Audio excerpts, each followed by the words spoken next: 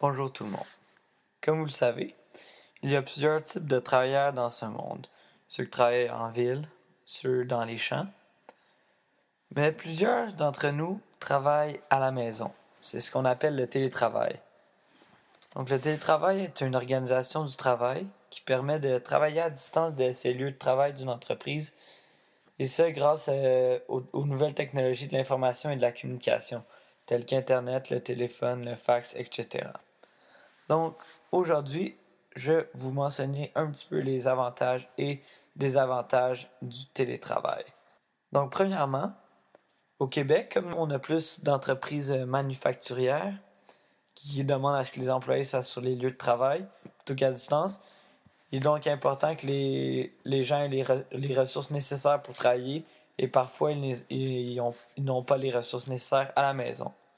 Et ce n'est pas tout le temps possible de faire du télétravail. Les gens doivent être sur place pour accomplir le boulot qu'ils doivent accomplir.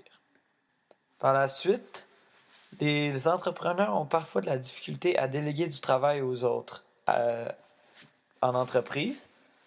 Donc, c'est déjà que les entrepreneurs ont de la difficulté à déléguer du travail aux employés en entreprise. Lorsqu'ils sont à la maison, c'est encore plus difficile car ils ne sont pas devant vous. Vous avez encore plus de difficultés à leur attribuer une tâche claire et précise. Mais le contraire est aussi vrai. Certains entrepreneurs ont plus de facilité de donner du travail à distance que face à face. Certains seront moins gênés comme ça. Mais ça reste qu'il est plus difficile de motiver l'employé lorsqu'il n'est pas sur les lieux de travail. La troisième idée, ça serait que les dirigeants des entreprises doivent lâcher prise du management de contrôle par le seul contrôle de la durée de présence.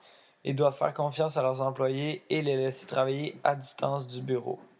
Ça, qu'est-ce que ça peut nous amener? Ça peut amener un gain de temps et des meilleures perspectives d'emploi pour les personnes handicapées. Qu'est-ce que je veux dire par là? C'est que le gain de temps, c'est qu'il n'y a pas de trafic, pas de transport en commun, qui est parfois très long. Et les travailleurs peuvent donc jouir d'un petit peu plus de sommeil, ce qui augmenterait leur capacité intellectuelle, et ils seront donc plus concentrés. Et ceux qui sont handicapés, bien sûr, n'auront pas à se déplacer et à parfois se faire mal et endurer des douleurs un petit peu non obligatoires, comme je dirais. Ma quatrième idée, ce serait que les employés qui travaillent au bureau, plutôt qu'à partir de leur demeure, ont plus d'idées novatrices. Ce que je veux dire par là, c'est qu'ils sont concentrés seulement sur leur travail. À la maison, parfois, il y a un petit chevauchement entre la vie professionnelle et la vie privée.